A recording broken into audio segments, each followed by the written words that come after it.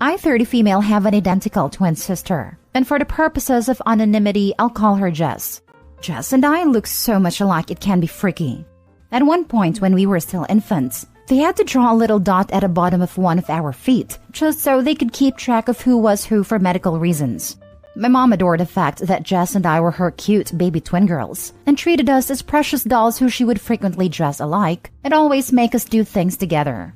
At first I didn't mind it at all, because, well, it was normal, and I do genuinely love my sister. But when we started getting older and I developed my own interests, I would get so frustrated or upset when either couldn't do something because Jess didn't want to, or the only way that I could do it was if Jess could come with me and vice versa.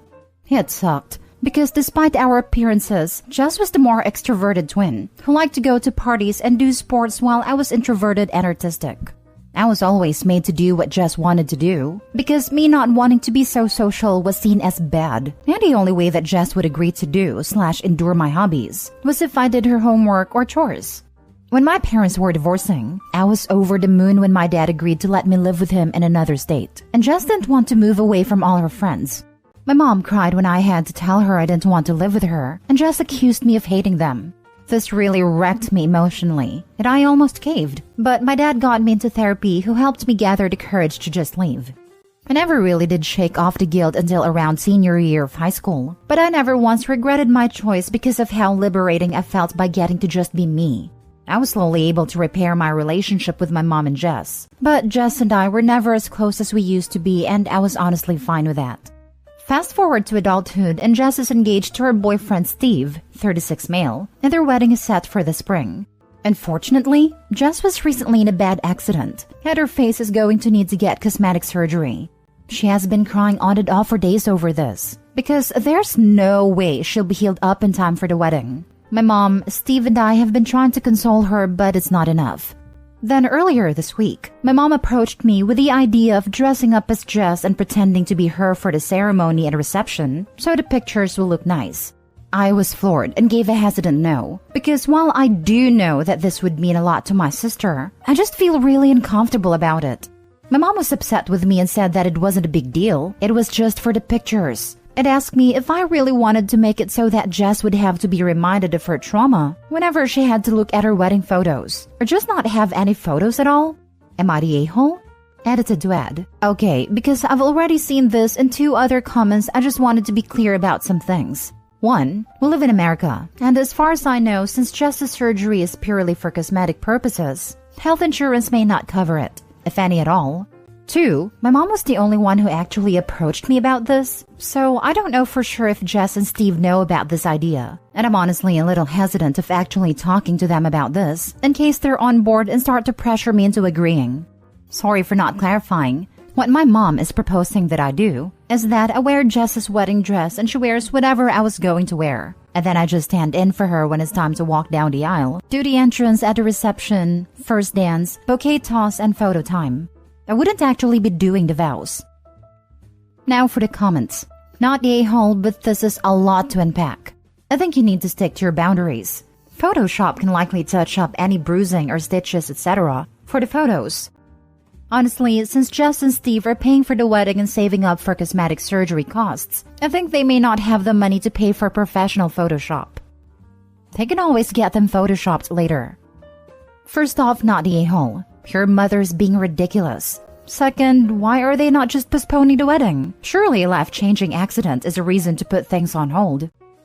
Apparently, their dream venue wouldn't be available again until around 2025.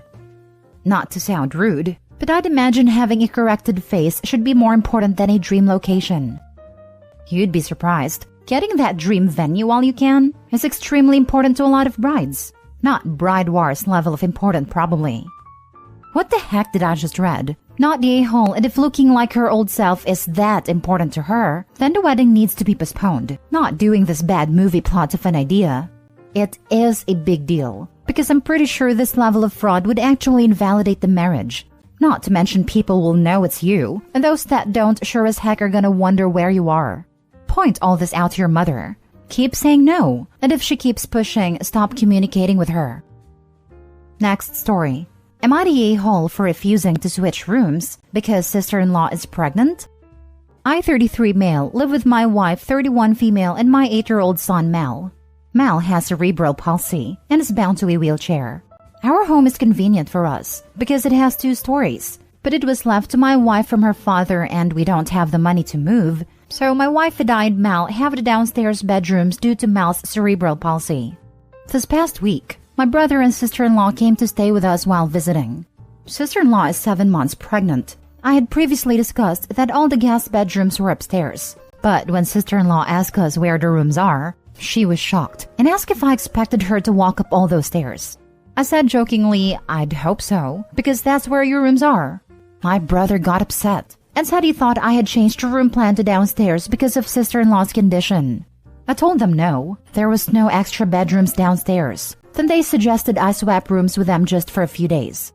My wife instantly refused. Mal has hearing loss due to his cerebral palsy and takes his hearing aids out at night and can only hear some noises. And we just didn't feel safe. What if someone broke in, God forbid? What if he fell out of bed? So we told them no, we weren't comfortable with that.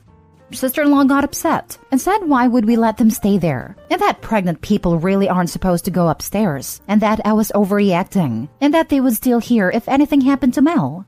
I refused again, and they called us inconsiderate a-holes and just went to stay with my mom. Maybe I'm a worry body, but this is our system, and I did warn my brother beforehand. Since when are pregnant women not to go upstairs? WTF, not the a-hole. I felt the same. My wife lived in our home with her pregnancy with our son and still went upstairs to use the bathroom every time when our downstairs bathroom was being worked on. Please, for the love of all that is good with this world, send both your brother and sister-in-law this. This is legit the dumbest thing I have heard people claim in a while. Not the a-hole. Apparently, generations have died that I don't know about because of mothers going upstairs. Lol. Also a big cause for many marriages ending. Husband decides to take the stairs and has to leave their pregnant wife behind, never to see each other again. Not the a-hole. What is your brother thinking? I was 9 months pregnant with a 9+ pound baby and still went up and down the stairs multiple times a day as we had no bedrooms downstairs. Your son and his safety take precedence. How can he not see this? Please feel free to give him the information for the nearest hotels. Perhaps they'd be more comfortable there. Your brother sounds like a jerk. This cannot possibly be the first time he's pulled something like this. Let me guess. He's younger and was always spoiled/treated like the baby? Haha, he actually is the youngest by 9 years out of 4 kids. So he definitely did get the baby treatment growing up. Next story. Am I the a-hole for not wanting to take either of my parents' last names? I'm turning 18 in a few months, and my parents sat me down to tell me that I should start looking into changing my last name after my birthday. I have a weird situation where my last name doesn't belong to either of my parents. When I was born, my father didn't want to have a daughter have his last name, but he's since changed his mind and apologized, and my mother thought it would look better weird to put me under her maiden name. So my great-grandmother gave me her maiden name. They are now divorced and are married to other people and now each want me to pick their name. But I don't want to. My great-grandmother's gone now and I was the only great-grandchild that got to not only meet her, but spend time with her. I like having her name. It feels special. I also feel like I get to have more space socially by having my own name, like I truly have my own identity. My mother says that it's ridiculous for a child to have a different last name than either of their parents, and I shouldn't have to even be asked to do this, that I should be racing to the courthouse to take care of it, and my father agrees. Is it really that weird for me to not? I don't have anything against them or their names. I just like my name and don't want to change it. My entire family's angry at me for using my great-grandmother in my teenage rebellion and acting like I had some special bond with her that the other kids didn't. Am I the a-hole? Now for the comments. Not the a-hole. The irony of your parents acting like you're the ridiculous one when they both caused this problem in the first place. Keep the last name you want. Your parents sound ridiculous. Right? They could have legally changed their child's name for 18 years. They lost their chance to have a say. Not the a-hole. The hardest part of having a different last name probably would have been when you were a kid. I cannot see why it would be an issue now. They are being ridiculous. Apparently it was. I don't really remember it, but I also didn't pay attention either. Honestly, I doubt it was really that big of a deal outside of people who are only familiar with traditional American naming customs making comments about it to your parents. I was born and raised in the US, and due to the naming customs in my parents' culture, my siblings and I have one last name. Our mom has another, and our dad has yet another. 3 different last names in one nuclear family. Of course, it's possible your family had very different experiences to mine, but not sharing a last name with either of my parents has never posed any issues for me. I asked my mom about it recently, and she said it was never a big deal. They registered us for school, took us to hospitals, traveled internationally with us, etc., and it was always fine. Anyway, you're absolutely not the a-hole. They created this issue by being sexist/enabling sexism, and now they want control over your established identity, to burden you with the administrative hassle of changing your name. And for what? Just for them to save face? It doesn't benefit you at all. You already have a name you're happy with. Not the a-hole. Sounds like you are honoring your great-grandmother, not lashing out with some kind of teenage rebellion. How in the world is it rebellion if all you're doing is keeping the same name? It's not like you're changing it to something ridiculous or offensive. If this was so important to your parents, why didn't they arrange to change your name a long time ago? Waiting for you to turn 18 means they have waited for you to become an adult. Since you're an adult, it's entirely your choice what name you want to live with. They wanted to during the divorce, but the judge said no. Last story. Am I the a-hole for staying in contact with my son's ex-wife and her daughter after their divorce? My son Henry divorced his wife Rachel a year ago. Their divorce wasn't exactly messy, but it wasn't easy either. I stayed in contact with Rachel for my granddaughter's sake. My granddaughter is 9 years old, and Rachel also has another daughter, Amy, who is 3 years older than my granddaughter, and not my son's child. She was from a past relationship Rachel had. Now, the thing is, Amy grew up calling me grandma for pretty much her whole life. I treated her exactly the same as I did my biological granddaughter. I would always take candy for both of them, give them both a little bit of pocket money. I hugged and loved and still love Amy as much as I do my granddaughter. As far as I'm aware, she's my second granddaughter. When my son and his wife divorced, I stayed in contact with his now ex-wife to contact my granddaughter, and Amy has her own mobile phone. I also have her phone number and stay in contact with her occasionally. She still calls me grandma as well. I didn't think this would be a problem. However, last week when it was Amy's birthday, I gave Rachel some money to buy her a present for me. She was thankful, bought her a gift, wrapped it, and sent me a picture of her opening it. Later that day, my son came around to visit me and my phone rang. It was Amy calling to say thank you for her birthday present. My son told me he found it inappropriate for me to be talking to his ex-wife and her daughter when she's not my granddaughter. He said I have absolutely no reason to be in contact with either of them, as I see my biological granddaughter regularly, and that she's the only one who is family. So his ex-wife and Amy, who are no longer family, have no reason for me to be in contact with them. I disagree, as I only speak to Rachel about my granddaughter and I speak to Amy.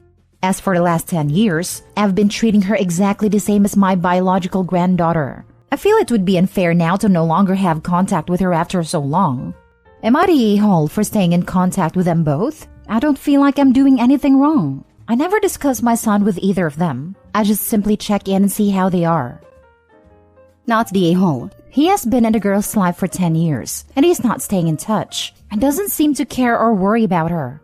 That should be the issue here. Be careful. He doesn't decide to not let you see your other granddaughter just because he doesn't agree with you. I'm willing to bet Rachel would let OP see both kids when they're with her. Dad has no say in that. Exactly. It's good he can't try to leverage OP seeing his daughter to try to get his way. And it's insane that he expects OP to just drop that relationship with Amy, as if 9 years of being her grandmother magically just disappear because Rachel and Henry are no longer married. I see why they got divorced now. Not the a-hole. This reminds me of the "you divorce wives, not kids" line from Clueless. Not the a-hole. That's exactly the line that popped into my head when I finished reading this. Heck, my daughter's great-grandmother sends me, my new husband, and our son Christmas cards and birthday cards/gifts, and my ex-husband doesn't see a problem with this at all. Blended families are difficult to navigate, but OP, you're doing it right. Amy's your granddaughter, just as much as a 9-year-old is. What's devastating is that, if Amy was in your life for that long, then she considered your son a dad too. And it sounds like he's abandoning an important relationship. He needs to do better. My fiance's ex-stepdad still stick around. It helps my fiance and his siblings out with stuff. They aren't biologically his, but he divorced their mom, not them. Especially the youngest whom he raised from birth. Not the a-hole. You are doing grandparenting right. A relationship breakdown between parents doesn't need to splinter the entire family. With a 9-year-old granddaughter, I'm guessing that you have been a grandmother to Amy for 10 years. That's a whole lot of time to form a bond that goes beyond a casual relationship. Your son is being selfish, thinking that his anger towards his ex is more important than your love for the children. He cannot tell you to change your priorities.